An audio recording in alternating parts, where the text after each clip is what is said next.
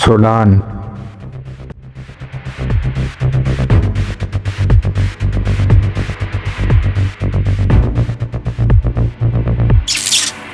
The land of dictators. एक वक्त था जब खार्तूम के आसमान पर सिर्फ परिंदे उड़ते थे, फिर उसी आसमान पर आग बरसने लगी। मगर सवाल ये है, कैसे और क्यों? ये कहानी है दो लीडर्स, एसएएफ के जनरल फतेह अल बुरहान और आरएसएफ के जनरल मोहम्मद हमदान के दरमियान इख्तिदार की। 1956 में आज़ाद होने के बाद से लेकर आज तक सूडान पर कई डिक्टेटर्स का राज रहा है।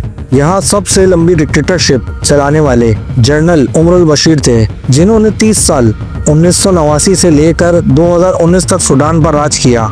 इन 30 सालों में economical crisis, corruption, civil war और सन 2011 में सूडान का बंटवारा तक हो गया, जब साउथ सूडान से अलग हो गया।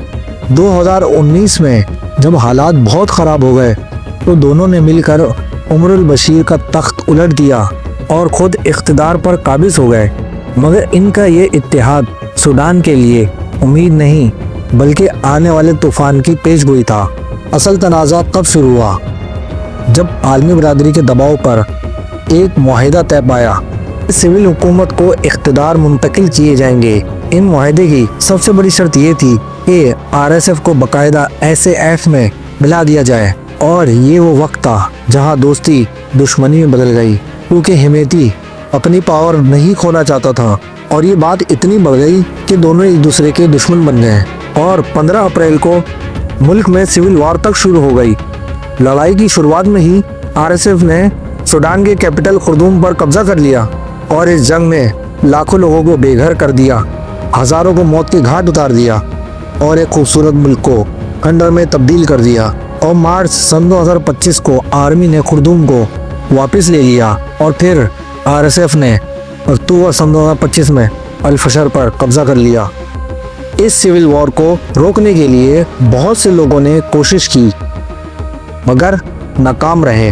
अभी आरएसएफ ने अमेरिका, यूएई, इजिप्ट और सऊदी की तरफ से दिया गया 3 महीने का सीज फायर का मुआहिदा कबूल कर लिया, मगर एसएएफ के जनरल ने इस मुआहिदे को बदतरीन करार देकर मुस्तरद कर दिया है। लेकिन उम्मीद अभी बाकी है। जब लाखों सूडानी शहरी अमन के लिए खड़े हो जाएं, तो इन जनरलों की बंदूकें भी इनके सामने झुकने पर मजबूर हो जाएं।